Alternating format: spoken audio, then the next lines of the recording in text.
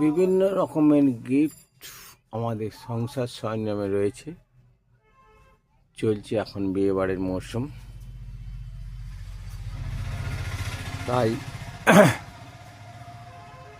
নিমন্ত্রণ পড়ছে সবারই।